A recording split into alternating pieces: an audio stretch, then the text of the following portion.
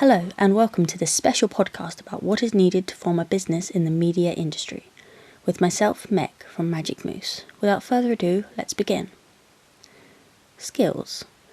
The skills needed when forming your own business will differ depending on which field of work your business will compete in. Relativity plays a major factor in the required skills. For example, being able to ride a horse is an impressive skill, yet would not be relevant to a catering franchise. However, if you wanted to become a stunt double, this is an extremely helpful skill. The same as sports skills are less important than the ability to edit when it comes to a production company. Having a strong business or financial mind will also work in favour of you making a profit. Charging a client an extortionate amount and then proceeding to present them with a low quality product will result in loss of profit overall, as they may refuse to pay, and rightly so. However, dealing with them in a professional yet friendly manner will make them more likely to do business with you in the future. You should plan your business to the strengths of your abilities, practicing your weakest abilities in free time to bring them up to the same standard. For example, if your strongest skill is filming events, market yourself as such. Then, as your skills in other fields grow, you can expand your business. You must be careful not to change your company so much that it is unrecognisable, in such ways that continuity plays a huge part. If you show a prospective client an example of what you can create for them, you must be sure to present them with an equally finished project.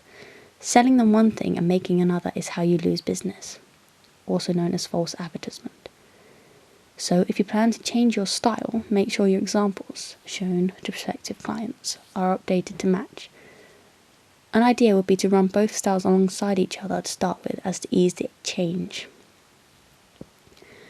Before you change your style, make sure that your business can afford it financially and technically.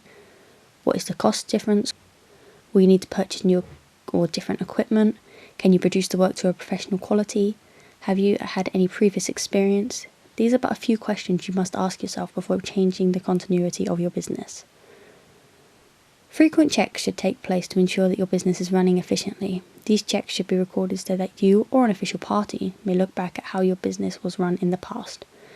Aspects like asset requirements or a financial plan, administration, or when your business is non-profit yet you assess how to expand it. An example of a small production company I aim to use as inspiration is How It Should Have Ended, or Hishy. The company started in 2005 after two friends, Daniel Baxter and Tommy Watson, went to the cinema to watch a film and decided it should have ended differently. They then had the idea to make an animated short showing how that they think it should have ended. After they produced their first short, they got in contact with Tina Alexander, a previous colleague of Baxter, on the short films. Within the month, the website was live and various awards were won. They still release monthly shorts ranging from their original How It Should Have Ended to Superhero Cafe, after 10 years.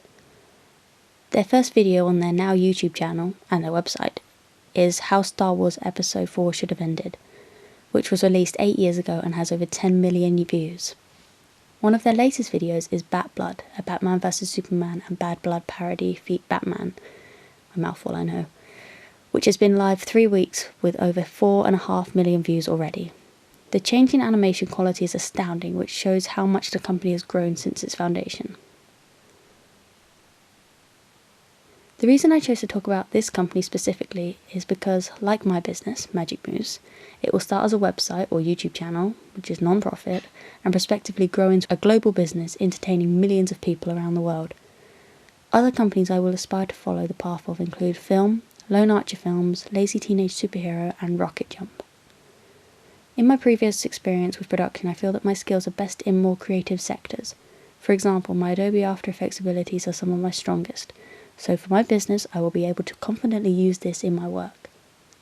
The work I take this idea from is when I created a title sequence for a film. I was pleased with the final outcome and got positive feedback. By using the skills I am most confident in will mean that I am presenting myself and my business in the best light possible. Resources. As you first start to develop your business, you will need to create a resources list detailing what you are going to need.